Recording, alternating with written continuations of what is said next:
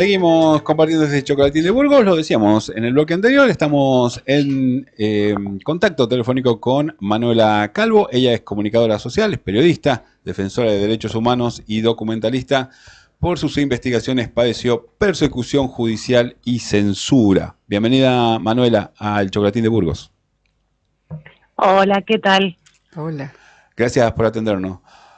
Manuela, salió un informe reciente de periodistas argentinas donde, digamos, ponen tu caso como caso testigo junto con otros colegas. El informe se llama Hoy Mortales y cómo opera la maquinaria del silencio. ¿Nos puedes contar un poco? Sí, bueno, ese informe trabajaron colegas muchísimo tiempo. Es un informe muy completo de muchos casos, con una cronología de cómo estamos retrocediendo en libertad de prensa en el país desde que está Javier Milei. Si bien mi caso figura entre uno de los casos testigos, hay un montón de otros casos, ¿no? Y están mostrando cómo está avanzándose también, como en mi caso, por eso lo ponen de ejemplo, la judicialización como uno de los mecanismos de censura para que nosotros no continuemos con ciertas investigaciones. Ahí en ese informe, bueno, se hace al año de lo que le pasó a Pablo Grillo, ¿no? Donde la policía es una de los principales ejecutores de esta lucha contra la prensa, pero también lo es el sistema judicial, también son las redes sociales y los medios de comunicación donde se legitima por ahí campañas tipo de necropolítica, donde algunos de nosotros no deberíamos tener la libertad de expresión o de ejercicio profesional que tenemos. Entonces, de esa manera, el mismo gobierno nacional es quien elige quién tiene el poder de la palabra y quiénes deberíamos callarnos en función a su propia agenda. Si bien yo soy un caso que mi persecución empieza antes del gobierno de Javier Milei, fuimos muchos los casos que fuimos laboratorio de lo que hoy estamos viviendo en el país. Entonces, por ahí hay que entenderlo así. Cuando nosotros vemos hoy que se aplica el protocolo de Patricia Bullrich todos los miércoles contra los jubilados, esto sucedió antes en Jujuy, con todas las represiones que hubieron por las protestas con la reforma constitucional y con los avances de la megaminería. Entonces, distintos lugares fueron haciendo distintos laboratorios de violación sistemática de derechos humanos y en mi caso los Pagotto pudieron mostrar que podía correrse la censura por vía judicial de manera sistemática, porque yo no tengo una sola censura previa, sino que la censura previa se legitimó con mucha desinformación también en los medios de comunicación, y básicamente cada vez que una orden judicial me prohíbe a mí a cubrir algún caso, terminó siendo naturalizado, tanto por el mismo sistema judicial como los sindicatos que nos representan a nosotros, o sea, como que terminó siendo algo a lo que ya nos fuimos acostumbrando. Cuando fue el allanamiento en 2022, en mi caso, fue un escándalo, pero no fue el único allanamiento. Después empezamos a ver más, incluso hasta el mismísimo Jorge Rial con el caso este del 3%, la corrupción de discapacidad, casi que padece exactamente lo mismo por órdenes del Ministerio de Seguridad y Justicia. Entonces, hoy nos estamos acostumbrando a un panorama, es una cuestión cotidiana ver que a distintos colegas se los ataca de manera sistemática, se los ataca con todo el poder del Estado. El mismísimo presidente es quien ha dicho, no un troll cualquiera, es quien ha replicado y amplificado toda la violencia digital contra Mengolini. Y bueno, este informe realmente recomiendo, me parece muy buen trabajo para mostrar el panorama triste que tenemos en nuestro país hoy para tener libertad de prensa, ¿no? O sea, nos tenemos que andar cuidando de...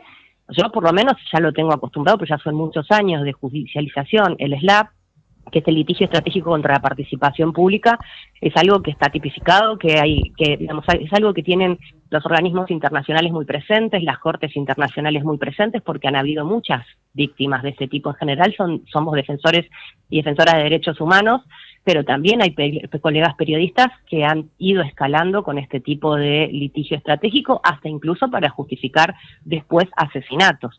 Porque lo que pasa con la necropolítica es esto, se va naturalizando que algunos de nosotros nos merecemos la violencia que recibimos, entonces después cualquier desgracia puede llegar a ser aplaudida, y eso lo tenemos que tener muy presente porque justamente 50 años del golpe, esa ciudadanía cómplice de la violencia institucional es parte del peligro de lo que hoy estamos viendo que está avanzando nuevamente en nuestro país. Entonces, un poco esta alerta de Oídos Mortales de parte de periodistas argentinas es que al año después de que casi asesinan a Pablo Grillo, tomemos conciencia de la sistematicidad con la que estamos retrocediendo en libertad de expresión y específicamente en la libertad de prensa. Manu, buen día, Gaby te saluda desde acá. Quiero consultarte por varias cosas porque por ahí se toca mucho de oído o no se termina de profundizar o la gente directamente no lo sabe. Te pregunto, primero, ¿qué es una censura previa? Si lo puedes poner en palabras simples para que la gente que nos está escuchando, ¿qué es el SLAP y cuáles son sus consecuencias? Y triple pregunta te hago por donde vos quieras ir. Por ejemplo, en casos como el diputado nacional Nicolás Mayoraz, él ha participado del lobby Provida y muchos otros ha sido investigado, como el caso del senador Pagotto. Vos muchas veces hablas de que este gobierno tiene una red judicial detrás. Me gustaría que nos expliques un poco sobre esto. Bueno, la censura previa está prohibida en nuestro país, es algo que está prohibido desde nuestra Constitución. Nosotros, además de que en la Constitución específicamente tenemos una tutela de la libertad de expresión, del secreto profesional, que es algo que se violó en el caso de mi allanamiento, de todas esas cuestiones que se supone que son sagradas porque tienen que ver con nuestros principios republicanos. Además, la Argentina adhiere a muchos tratados internacionales que también tutelan todas estas libertades y todas estas garantías, que no tiene que ver tanto con nuestra libertad de prensa. Creo que también hay un enfoque erróneo, no tiene tanto que ver con nuestra libertad de ejercer profesionalmente, sino que tiene que ver con el derecho de la ciudadanía de recibir información veraz. Que eso es lo que está siendo vulnerado sistemáticamente hoy. Hoy el mismo gobierno, con cara de piedra, nos miente en la cara. No hay un aparato y un andamiaje que realmente pueda agarrar y confrontar o que se haga un escándalo de eso, porque también estamos naturalizando que nos mientan los mismos funcionarios públicos. Entonces, nuestro rol como periodistas es indagar en eso, es cuestionarlo, es hacer visible que eso no debería estar naturalizado. Entonces, cuando vos tenés una prensa completamente contratada, tenés gente como Johnny Viale haciendo preguntas como el caso Libra, Sí. y después la persona que le quiere hacer la pregunta que necesita la ciudadanía que le hagamos es perseguida, entonces nunca nos vamos a enterar realmente de lo que hay detrás. Entonces, es cuando más necesario es que nuestro rol sea el de cuestionar lo difícil. En mi caso, a mí cuando me ponen la primera censura previa, que es una medida cautelar que me ponen para proteger supuestamente a una infancia, a mí lo que me preocupaba es que justamente se sentaba una jurisprudencia donde el interés superior del niño podía ser utilizado, incluso por un presunto abusador, porque es el caso de esta primera censura previa, para poder invisibilizar lo que quiere esta persona, en un caso que era mediatizado justamente por el entorno del presunto abusador. O sea, era un caso que yo investigaba mucho porque estaba mediatizado, porque estaba siendo expuesta esta menor en términos que no tenían que ver con su interés, y sin embargo el sistema judicial no frena esta situación, salvo que una profesional de la comunicación que investiga esté haciendo un trabajo de investigación en profundidad. Ahí es la única vez que el sistema judicial aplica algo que a vistas de cualquier persona que estudió que estudió leyes, es ilegal, ¿no? Porque la censura previa, esto lo que prohíbe directamente era el estreno de un corto animado de ficción, que además no era del caso, ¿no? Ellos se basaron como única evidencia en las mentiras del imputado, de la persona que tenía un interés directo en la censura. Entonces, el sistema judicial habilita una censura previa porque una persona que tiene mucho que ocultar en función a su propia impunidad, miente sobre una pieza que no estaba ni terminada. O sea, en este caso era una pieza que estaba siendo, era parte del proceso, de hecho ni siquiera iba a ser estrenada donde lo dice en la misma sentencia, porque yo estaba peleando por más tiempo por reformas que se hacían justamente por términos de cuidado, pero esto no lo supo nunca la persona que tomó la decisión judicial. Entonces ahí aparece un antecedente de censura previa que es peligroso para cualquier persona que esté por estrenar cualquier cosa, ¿no? Porque Sí. cualquier otra cuestión, que es lo que nos estaba pasando con el caso de los audios que se habían filtrado en el caso de Españolo, que no querían que salieran más. Entonces es previa, ¿por qué? Porque yo no es que censuro algo para cuidar alguna lesión de derechos que estoy viendo una vez que hay una publicación, porque nosotros tenemos también responsabilidades ulteriores después de hacer una publicación.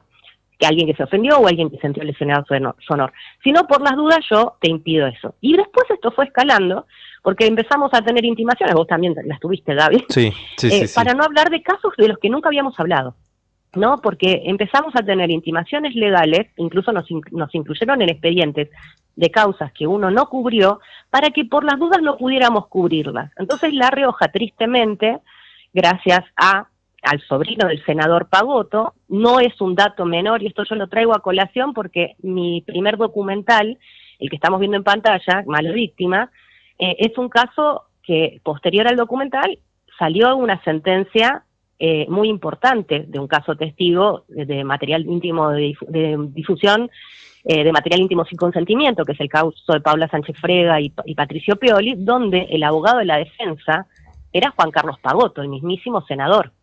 Y él trae a colación cada tanto, cuando habla en el Congreso de la Nación de falsas denuncias, este caso, y sostiene que el periodismo no tendría que tener los derechos que tiene y todo, porque sigue sosteniendo que somos los medios de comunicación los responsables de condenas y no las acciones y las evidencias que se dan en un debate público como el que pudimos ver en este caso. Entonces, que Patricio Pioli no es responsable de sus acciones violentas, sino que la prensa que le dio voz a Paula Sánchez Frega es responsable de que haya tenido una condena. Claro. Como si las mujeres no debiéramos ser escuchadas, como si fuera un crimen que nosotros tengamos empatía con una persona que ha padecido algún tipo de delito, y sobre todo este tipo de delitos tan extensos con una problemática tan grande como la violencia de género. Entonces, justamente lo que está combatiendo mucha gente, principalmente los lobbies de abogados que toda la vida han logrado la impunidad de sus defendidos, es que nosotros no tengamos empatías con las víctimas, ¿no? Hay un retroceso y hay un tema con la desinformación de género a nivel transnacional. Esto no es exclusivo ni de La Rioja ni de Argentina. Hay algo en general que tiene que ver con el ataque a los feminismos, que no tiene que ver también específicamente con el feminismo. El feminismo le pasa por ser uno de los movimientos sociales más extendidos de la época, sino que tiene que ver con esto es su fruto del discurso de odio, porque es la forma de activar en redes sociales. Entonces refuerzan identidades con estos discursos de odio, y coincide que la misoginia es uno de los discursos de odio más populares o más extendidos, porque es contra la mitad de una población de la humanidad. Entonces ahí tienen estrategias, y de ahí tienen personas que van eligiendo o casos que van eligiendo. Por eso también no es casualidad que en este informe tengamos 3 mujeres y un varón. No porque el caso de Pablo Grillo no sea más grave, donde tenemos un ejercicio de violencia física que casi fue letal, sino porque en general somos elegidas, ¿no? Las mujeres somos elegidas porque es más fácil después toda la instalación de la necropolítica en términos de odio, porque hay un montón de gente misógina y hay un montón de agresores. Esto también lo tenemos que entender. Hay muchas personas que al feminismo no le conviene, porque así como hay tantas víctimas, hay tantos victimarios, y esos victimarios están libres y están impunes y quieren conservar la libertad de seguir haciendo lo que han hecho toda la vida sin ir a prisión. Entonces esas personas obviamente adhieren a estas personas, ¿no? O sea, hay más pederastas que votan que sus víctimas. Claro. Entonces, personas como Javier Milei son referentes de su identidad o sus son intereses. El motor de estas eso, campañas de desinformación de género apelan directamente a estas personas, ¿no? Apelan directamente al hombre que tiene miedo de ser escrachado, al violador que no tiene ganas de ser denunciado, o el que está denunciado y quiere desmentir a su víctima. Entonces, los trabajos que hacemos muchas de nosotras, muchísimas, Luciana Pecker hoy está exiliada por haber sido la que acompañó el caso Telma Fardín, que fue también un caso testigo en romper el silencio, lo que hoy vemos en Giselle, en Pericot, lo vemos en un montón de casos, el fenómeno que estamos viendo con el caso Epstein. En la Argentina lo vivimos muy fuerte en el año 2018 con el trabajo que hicieron tanto actrices argentinas como lo que hizo Luciana Pecker en la cobertura del caso de Telma Fardín. Entonces, hoy tener a la persona que nos ayudó a reflexionar de todo eso, exiliada en otro país, porque no puede vivir acá, porque no hay garantías para poder habitar, es extremadamente doloroso, y de eso no hablamos mucho, ¿no? Porque también hay un tema con la palabra exilio. Nosotros nos fuimos unos meses también en un programa temporal de defensa para protección de defensores de derechos humanos en riesgo, que es muy habitual también, el programa Shelter, que muchas personas se exilian temporalmente para ver qué van a hacer de su vida, si se van a quedar en el país o no. Bueno, ese fue nuestro caso también, que estuvimos 4 meses en Uruguay, para eso, ¿no? Para reorganizar la vida, porque a veces la violencia escala de una manera tan grande que la vida resulta insostenible, es muy difícil trabajar, vivir y hacer todo mientras tenés que estar yendo todos los días a denunciar a alguien que te dice que te va a asesinar, que te va a desfigurar, que tenés que desaparecer, y a nosotros ya pasó a ser parte de nuestro cotidiano y no están habiendo resguardos suficientes como para poder vivir libre de violencia. Manuela, te agradecemos mucho la comunicación con Radio Memoria.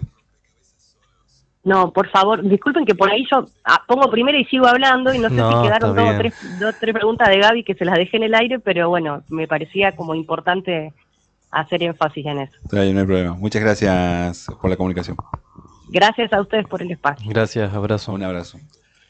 Un abrazo. Escuchábamos ahí a Manuela Calvo, periodista de nuestro medio. Sí, ahí viste como no me quemé, pero es verdad que yo tengo 3 cartas de documento por ejercer la labor periodística, pero bueno, no puedo hablar de eso tampoco. No puede ni siquiera hablar de que tiene cartas de documento. Qué horror, ¿no? No puedo hablar de las causas. No, de las claro, cartas de ¿Qué nos documento. queda? Yo también me quedé con ganas de preguntar algo, pero faltó el tiempo, pero a la ciudadanía, ¿qué nos queda, no? Si esta gente no puede ejercer su labor, su profesión, y que por ahí es investigar y denunciar, justamente. Algo hay que aclarar, por lo menos lo que yo tengo no es lo mismo que Manuela. Manuela tiene censuras previas avaladas por jueces. Claro. O sea que si lo rompe, se va directamente a algo penal o civil. Yo lo que tengo son intimaciones de personas. Hay una que de hecho me mandó que yo cada día que hable o no pida disculpas por mis dichos, tenía que pagarle 500.000 pesos. Un vivo. Está bueno eso, che. Yo voy a empezar a mandar esas cartas de documento. Claro. Nos vamos a una pequeña pausa musical. Con separador. Muy bien.